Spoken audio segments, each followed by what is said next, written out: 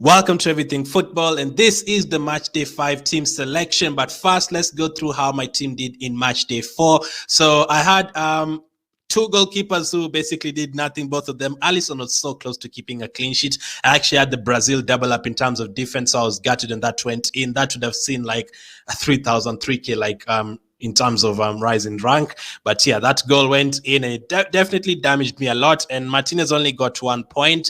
But the rest of the defense, Maguire got a clean sheet as expected, 6 points. Blind, I remember saying in the team selection for Matchday 4 that I feel like Blind can do the same thing as Dumfries. Now, Dumfries got 14 points and Blind got 11 points. If you had both of them, well done to you. Blind only got 3 points less than Dumfries, but I definitely wish I had Dumfries as well, because a lot of people had him, and that is where I kind of dropped in rank. Acuna got 6 points. I actually brought him in before I even had Sosa was injured for Croatia. The moment Argentina's lineup came out and I realized I had enough money to get Acuna in, I brought him in and I took out Sosa, and then a couple of days later I had that Sosa was injured anyway for Croatia. So I was kind of happy with that decision. In terms of midfield, Bellingham got 6 points, got an assist for Henderson's goal. Rabi only got 1 point, pretty unlucky. He got a couple of key passes and a couple of tackles. I think he was only one away from getting a point for key pass and getting a point for a tackle. But I think I might keep him in my team for the next match day.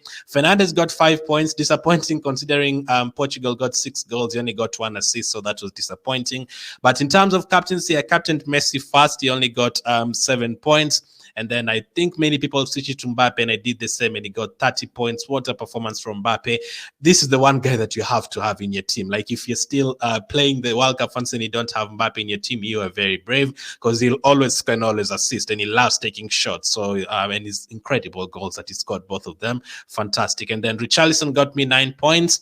A couple of you had double up in terms of attack, had Vinicius, maybe had Paqueta. So Richarlison got me the 9 points. Hernandez got 1 on the bench, and then Klaassen and De Jong only got 0. I actually brought in Klaassen right after I saw the Netherlands team news. I brought in Klaassen. Maybe I should have just kept De Paul, but I don't think De Paul did that much as well, but definitely did better than Klaassen. But that is how my team did. I actually got, I think that is 88 points, 84 points, sorry. So that is the most I've got so far in the World Cup Fantasy.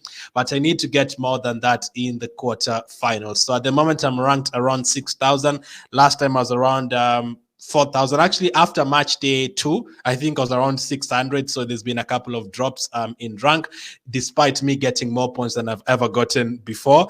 But I think not owning players like Dumfries, players like Paqueta, players like Vinicius has kind of damaged me a lot. And some of you had Maguire and Shaw double up in defense. Some of you had triple up in England defense. So this is the week that I think this is kind of like the final week you have to like cover a gap, because by the time you get to the semi-final and final, a lot of people will have similar teams. So this is what I'm planning to do for match day 5. So none of my players went out. All the players I picked for the round of 16, all their teams remained in the competition. So basically the 5 subs might not be needed, but just to be differential, I might use at least 4 of them just to make some crazy changes. So I've already made 2, and this is how my team is looking at the moment. So Alisson remains in my team. I feel like Brazil is going to go all the way to the final, so I'm going to keep him in. And against Croatia, I feel like they're the obvious favorites. I've brought in Costa for Martinez in goal. I fancy Portugal to keep a clean sheet against Morocco than Argentina keeping a clean sheet against Netherlands.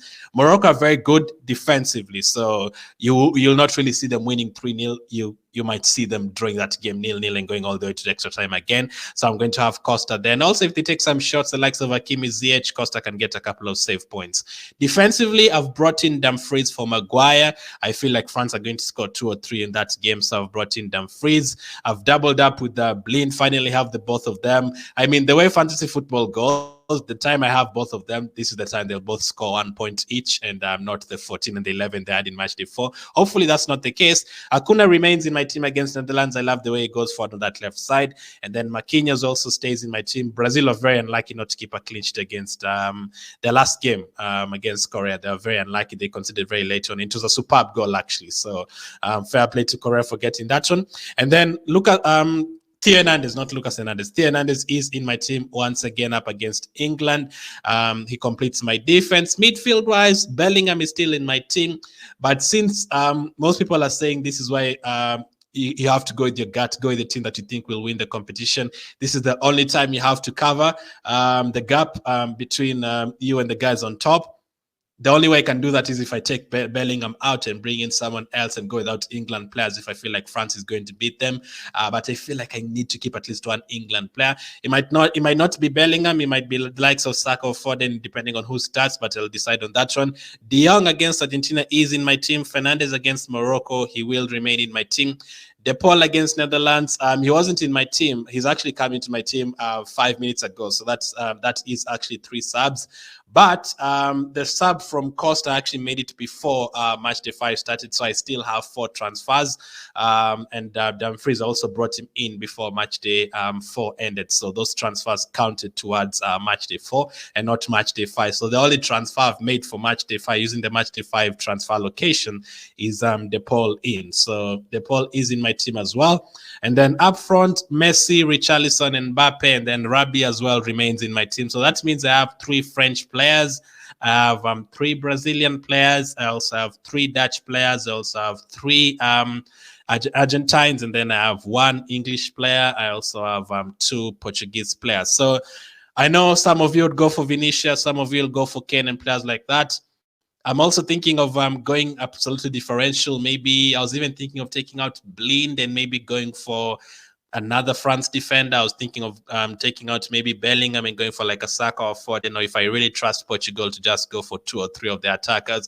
I will decide on that. I will have more decisions in the fantasy tip show, so make sure to check that out. In terms of captaincy, I'll break it down in the tip show as well, but obviously Mbappe will definitely captain me in one of the days. But that is how my team is looking. Let me know if you'd make any changes.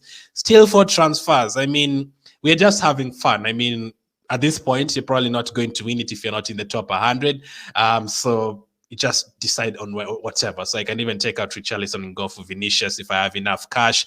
The players who are definitely not leaving my team, though, Mbappe, Messi, definitely not leaving my team. Actually, I would not mind if one of them is knocked out, just to allow me to have more Brazilians. Because at this point, I really want Vinicius in my team or Neymar, but I just don't have the guts to take out Messi and Mbappe because I feel like they'll always score whenever they play. So I'm definitely going to keep them. But the likes of De Paul, even though I brought him in, he might still end up going out. Bellingham might still end up going out. Rabi is another one might end up going out. So thank you for watching. I'll catch up with you on the next one.